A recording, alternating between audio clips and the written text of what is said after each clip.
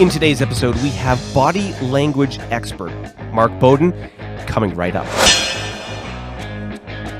Hi there, and welcome to Getting to Hire, the show that's helping you, the military member, successfully transition from your military career to your new successful civilian one. My name's Tony Morrow, and in today's episode, we have, and I'm so excited about this guest, Mark Bowden. He is a body language expert, a best-selling author, and the founder of a company called Truthplane. All about today, talking about your ability to communicate effectively in the civilian world. And so without further ado, welcome Mark Bowden. Thank you so much for joining us, Mark. Tony, it's great to be with you. Thanks for having me. Thanks for having me chat to you and your viewers and watchers and listeners out there. Thanks. Well, it is a pleasure to have you, Mark. So for anyone who is not familiar with Mark has a wealth of media and video content that I challenge you to go out and engage with. The links for all of that will be down below in the description. But Mark, for the purposes of today, for those who don't know you, can you give us a quick 2-minute origin story as to who Mark Bowden is, what it is that you do, and how you're helping people today? Yeah, so Mark Bowden, I'm an expert in human behavior and body language, and I travel all over the world helping people stand out, win trust, and gain credibility every time they communicate. And I do that through the books that I've written. I've written 4 books on human behavior and body language. I make videos, as you said. I do a lot of keynote speeches, especially around the idea of how you use your nonverbal behavior as well as your verbal behavior in order to win trust and credibility. So it's really about how do you make really great connections with everybody around you, especially the most important key people, especially towards your career. How do you make those really great relationships using your behavior as the best leverage around that? Absolutely. And what I was struck by when I first came across your content was the way it applies to us as military veterans. And just before we started recording, we were briefly talking about this. And this is the challenge that many military members and veterans have. When we're in the military, there's a very distinct culture, a very strong way of being able to engage and effectively communicate in that environment. And then when we come out of the bubble of the military, when we enter civilian space, we carry a lot of those habits and those tendencies and those behaviors with us, but they're not necessarily effective. We're not necessarily aware of where we're stepping on our own toes with the conflict in communication styles. So perhaps can we, tapping into your expertise, can we talk about how can we become more aware as to our own communication style, how we're impacting others, how we are effectively, or unfortunately, in our case, being ineffective in our communication style?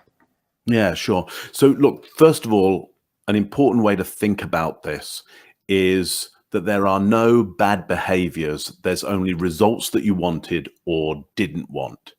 So to help you open your mind as you're thinking about your communication, you don't think of it in terms of, I'm doing the wrong type of communication or the right type of communication. All you're doing now is looking at the end results and going, am I getting the results that I need? And if I'm not, could it be something to do with my communication style, either the words that I'm using or the nonverbal behavior that I'm using? Could it be something to do with that? And would I be willing to change that in order to get the better results that I want, either for me, my family, my friends, my wider community, the employer that I know would massively benefit if I was a part of the team? Would I be willing to change my behaviors? And then at that point, you've got to think, well, what's the vocabulary? What could I do? What could I change to? It's all well and good going, hey, I want to change, but then I've got to know, what are the options out there? So once we've thought about that, we've got to think about, well, what potentially is happening in the communication that I'm generally making as ex-military, ex-services, as I'm moving out of that role into these new roles. What is my predisposition? What am I comfortable with? What has that world demanded of me that I needed to deliver certain behaviors to get the results needed. What was it about that word? And you Tony, you were talking about some very direct communication. And when you were telling me about that direct communication, you were using this chop gesture here. Now, again, nothing wrong with this, nothing wrong at all. But does it get me the result that I want in every situation? So tell me this, Tony, because you'll have seen this chop gesture a lot, and you'll have heard this very sharp, defined type of communication where each word has as much weight as the last. It's and I like hear the this intense version of a Shatnerian delivery of a line. It's crazy. Yes, exactly. And listen, I hear it a lot because I work with a lot of people who are ex military, a lot of ex Marine Corps, for example. And the moment this type of communication starts, and I see a shirt perfectly ironed still with this kind of ironed kind of crease cross in it, where I go, wow, I just don't iron like that or at all. I instantly go, okay, gotta be Marine Corps. Now, nothing wrong with that. Fantastic. Because the skill set, the ability to go for a goal and not give up until you have that goal is gold for industry or any organization. But tell me this, Tony, why is this effective in the military? What is it about the environment that means if I communicate like this, I'm more likely to get the end result? Tell me a little bit about that. Well, I think, and I look forward to the comments on what I'm about to say, because I'm sure as soon as I open my mouth, there's going to be a firestorm. So, sure.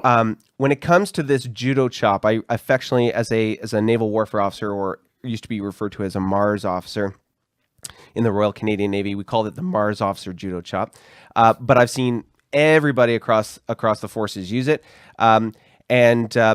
it accentuates certain pieces of information that you need to be able to communicate in a moment or time. Usually it involves time sensitive or some kind of intensity or drive to create urgency. And that comes through. Often I find, as having practiced or been a practitioner of using the judo chop myself, often used in the course of a briefing. Gentlemen, ladies, attention here, and away we go. And as we're going through the briefing, there are certain points that you want to identify or accentuate, and you use, and I don't even think about it. It just kind of happens in the sense that your tone of voice will shift. Your body posture will shift. I even remember there was an artillery warrant who used to do this all the time. His shoulders would roll every time. He would roll his shoulders, and it was almost comical, except he was so intense, and you just had to sit back and respect it. It was amazing. But what's interesting about that style of communication, in those environments, you have an audience that are in a kind of, we'll call it a receiving mindset. We are there to listen to you. Yes. And there is a very clear hierarchical structure. And in the moment that they're communicating, that person who's executing that body behavior is in the position of authority. Right. And here's what I want to add to that is, question for you here. What are the ramifications for me as the listener if I get my listening wrong? What could happen? Give me some ideas. Case, you hurt somebody else, right. Or you hurt yourself. Right. It's a safety thing. Right. Absolutely. So look, in these scenarios, that more aggressive, dictatorial, just I'm going to hit you with the data and you will listen. It works. It is valuable in that situation. Now, let's move ourselves to where I am right now. I'm in Canada right now. And let's suggest that I'm in Canada and I lead, for example, a millennial workforce. So that, I'm older than them. They're a good kind of 10, 15, 20 years younger than me. They've grown up in Canada. I got to say, Canada, it's an incredibly free country. You can pretty much do anything you like. I mean, there's punishment and prizes to that, but ultimately it's a very free country, and employment is in Canada is very, very high. So if you don't like where you work, you can go somewhere else, and you can probably get a very good job. So me telling you anything is not like you don't have to listen. Yep. There's no ramification. Nobody's going to die here if we get the information wrong. Yes, I know in some areas where there are some health and safety issues, and we might go back to this kind of dictatorial transmission. But ultimately, everything else, I need to make it enjoyable for you. I need to make it a pleasure for you to listen to me. I need to build a relationship with you before you'll even accept any of my data. Now, so the key is how do I do that? And I do that with lots of open body language, lots of, instead of this judo chop gesture, I'm going to use open palm gestures supporting the idea. I'm never going to use suppressive gestures. I'm never going to go, hey, so listen, everybody. I'm going to go, so, hey, listen, everybody.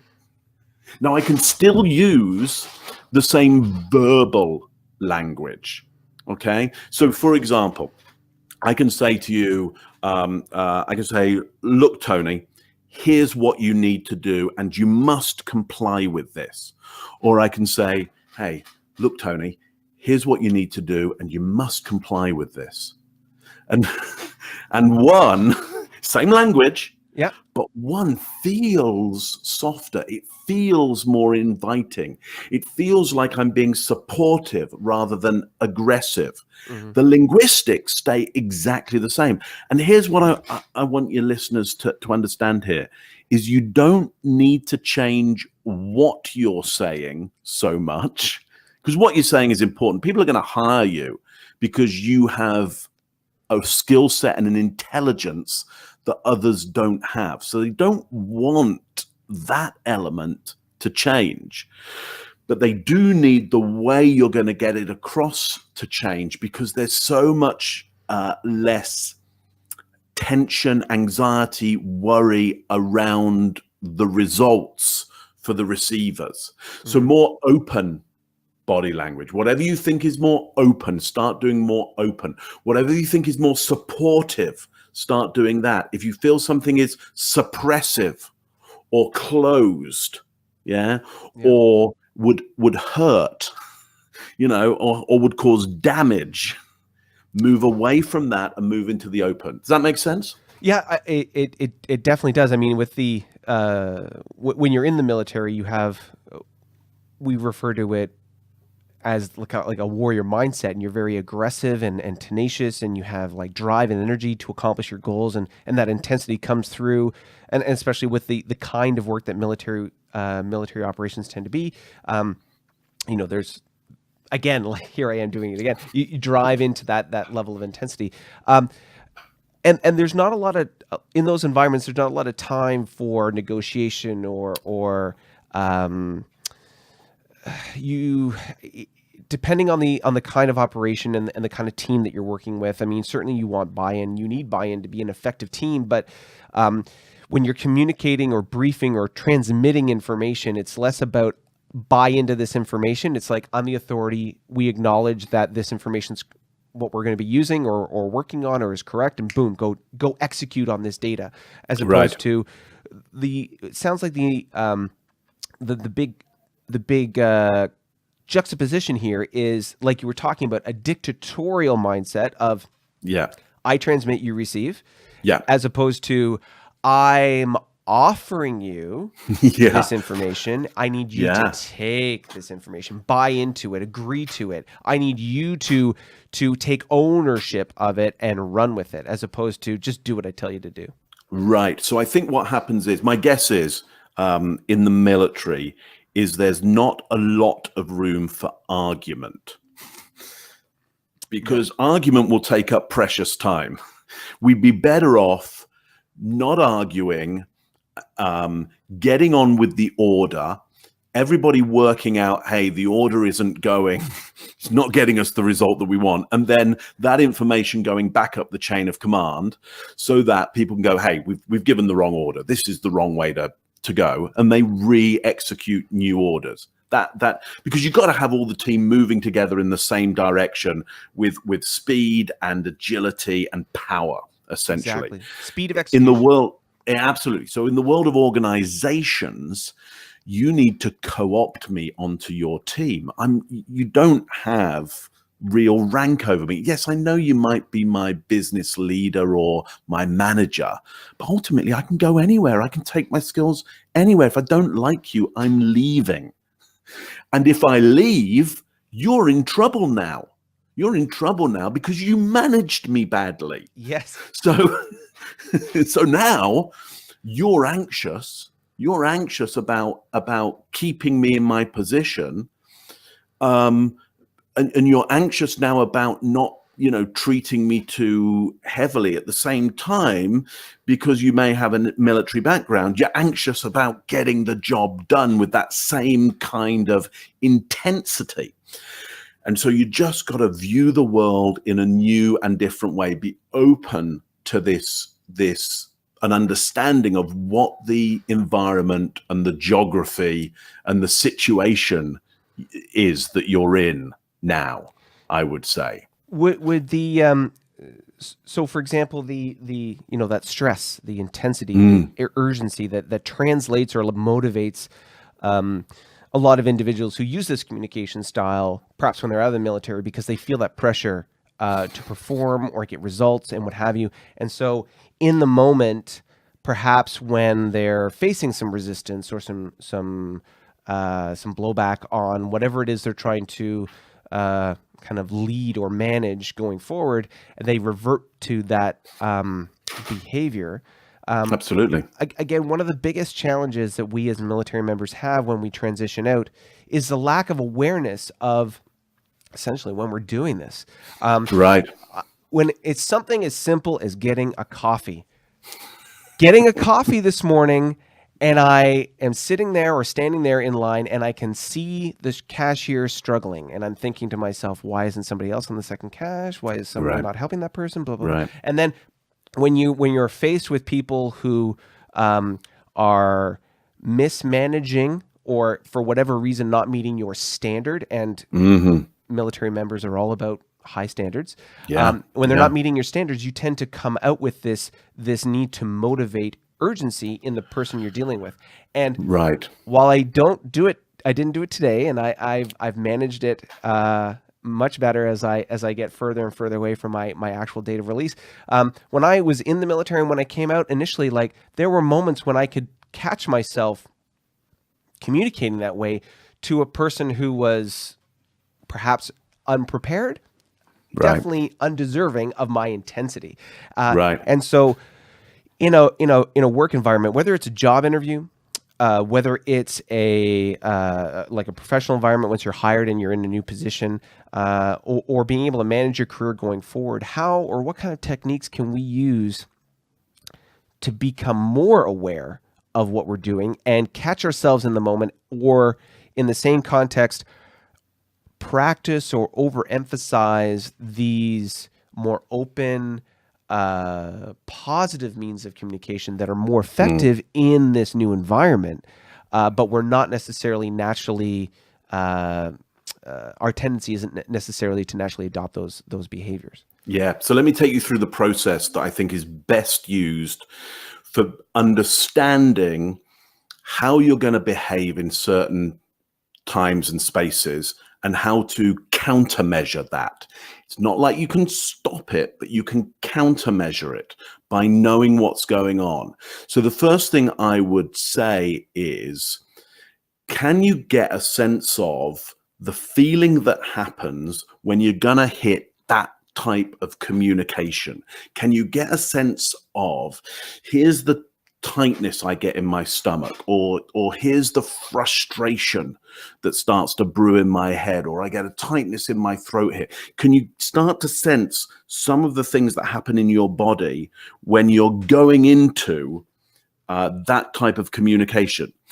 And what you're going to start to train yourself in is the countermeasure to that, which is, instead of doing that, you do this. You open up. instead of coming down what we call this wheel plane here and doing these chop gestures or tightening your fist or frowning here or tucking in your jaw so you're already into that battle kind of strong forehead. Can you go, okay, I'm getting that tightness of frustration around the system here not working right, or I need to get this information out hard and fast so we get this done. Going, okay, I'm gonna actually do almost the opposite. I'm gonna open up. So you start practicing that. Now the second step is to now start to think of the situations before you've even gone into them that trigger you to want to go into that mode. So the example here would be, you were telling me about this Starbucks queue, but essentially what you highlighted me to there is you saw a system failing. Mm-hmm. You look there and your brain went, hang on, there's a system here that doesn't work. What the hell's going on?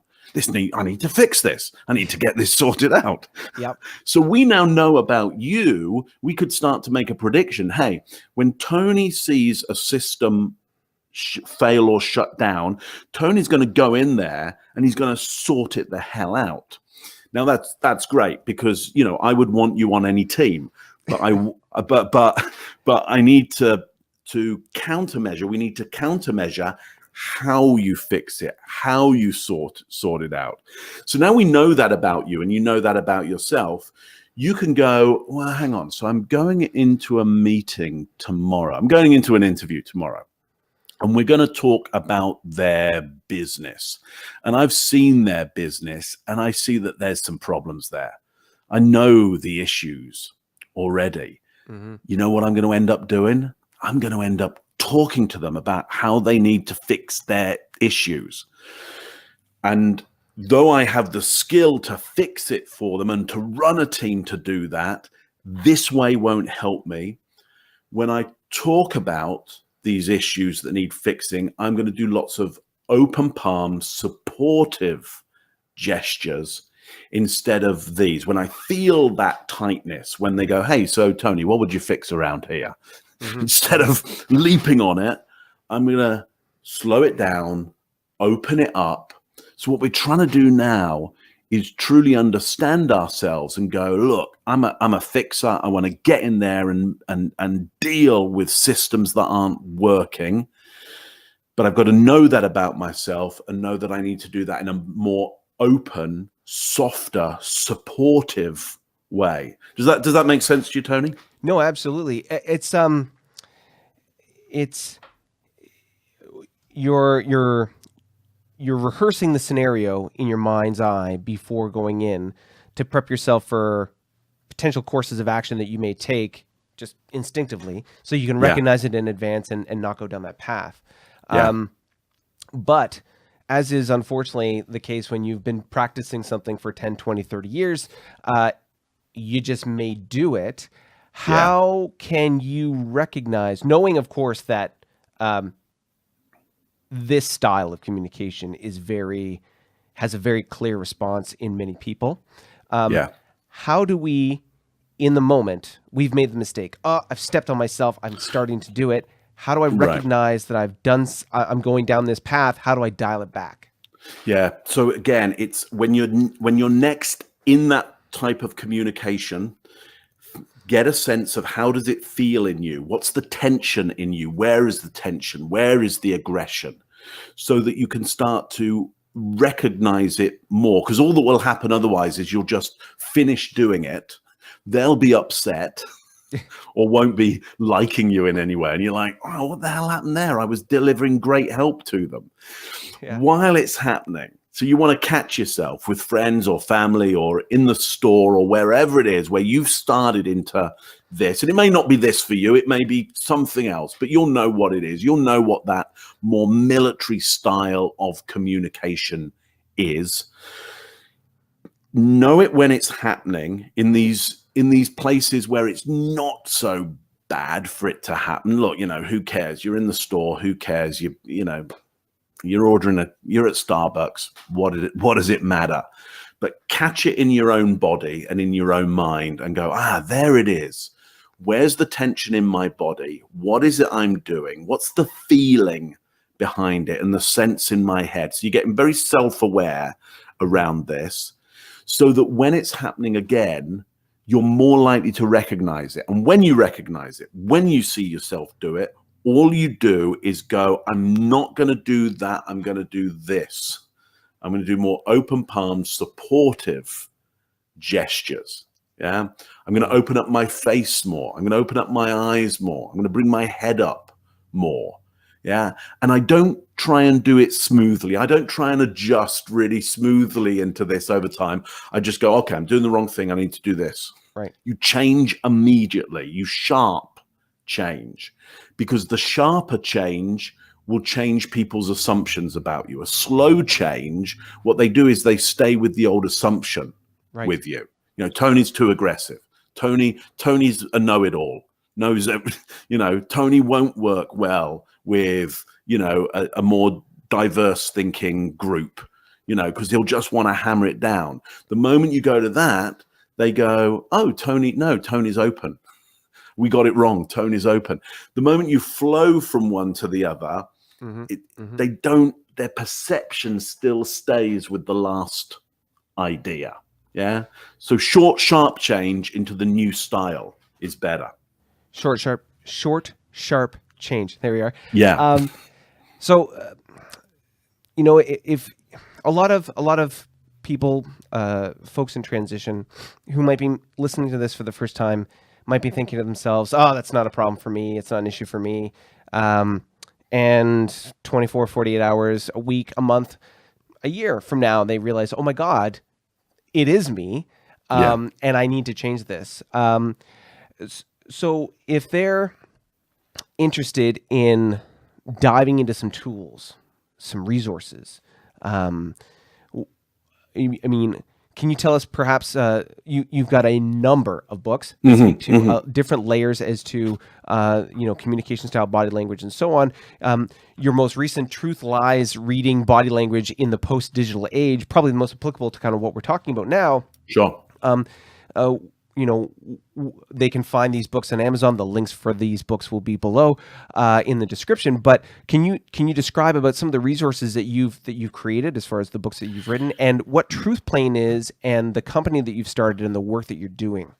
Yeah, absolutely. So look, go and take a look at the books, Truth and Lies, What People Are Really Thinking. Great book to look at.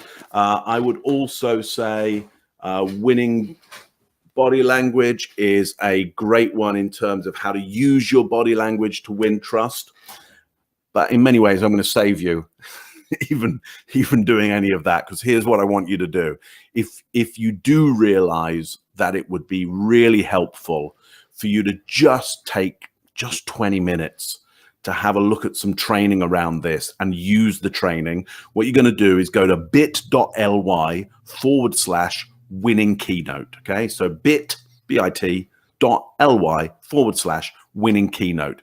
All you're going to do is put in your name and email address to there, and you're going to get free access to a piece of training that I have, video training, which is usually for people who are in business, in organizations, not-for-profits, business, and they're leading others. So I think it's going to be perfect for, you know, the majority of people out there listening to this.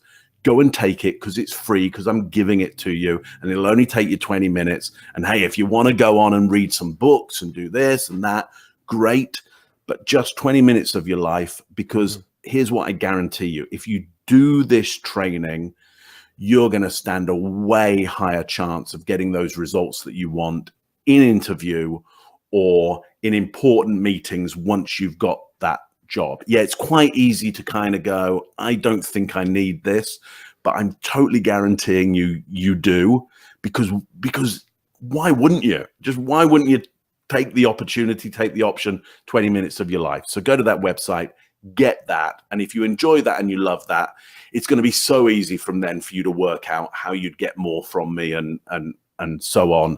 So just please have that, use it, and enjoy.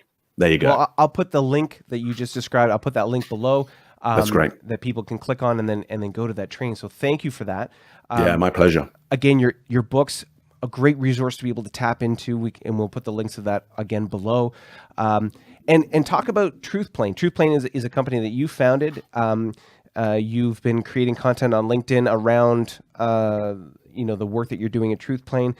What is TruthPlane? What is the mission, the direction, and the benefit that you're bringing to the community? Yeah, so TruthPlane is the communications training company that I founded with Tracy Thompson, the co-writer of Truth and Lies.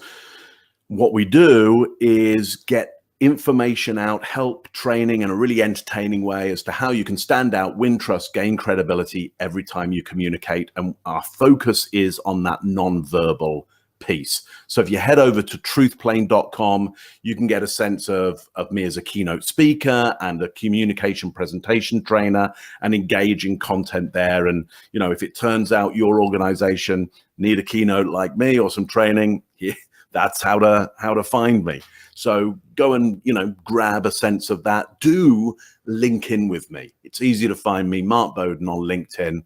Link in with me because there's a lot of content that I put out on LinkedIn. Again, just to be helpful. I mean, you asked what the mission is, Tony. The mission is simply to be helpful. That's all. We've found that the more we just try and help people, the more the business grows and the more impact we have.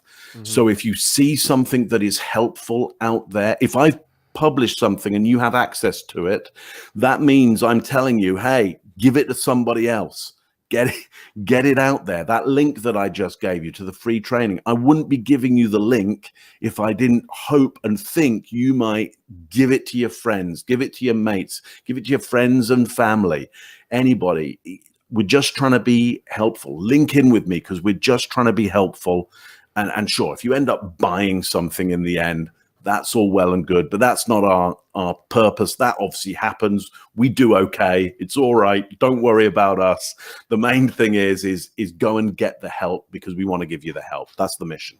Absolutely. Well, speaking about the different platforms you're on, I first came across your content on LinkedIn. You have a video series on LinkedIn, little short 2 to 5 minute videos talking about some of these communication strategies that are real nuggets of gold, and very entertaining the way you deliver it.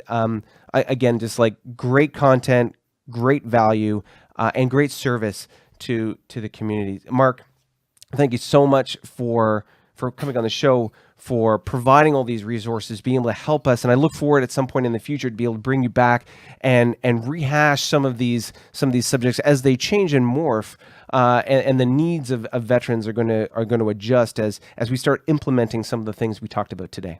Yeah, I mean, I'm happy to come back anytime. It's great the work that you're doing. I really want to help. So, if there's information, if there's help people need that's specific, then put it in comments, and then myself and Tony will have some ideas of what we should come back and talk specifically about around this area of communication, especially the nonverbal area to help you guys out. Mark, thank you so much. My pleasure. Good to see you. So thank you again, Mark, for coming on the show. So much valuable information in what we just talked about. All those links, again, so much that you probably didn't catch. Those links for his books, the videos, the training, and everything are going to be down below in the description. So feel free to go down below and click on those links. Find that training. Leverage the value of that education as much as you can. And please, if you have any ideas or comments or have any things that you want to discuss or maybe flush out in what we discussed today in the interview, please add those in the comments and we'll be able to have a nice, wealthy, thick discussion about the kinds of ways that this kind of content can help you become more effective in your military transition. Thanks again so much for joining us today. Feel free to share and like this video as much as you would like. I'm looking forward to seeing you in the next one. Bye for now.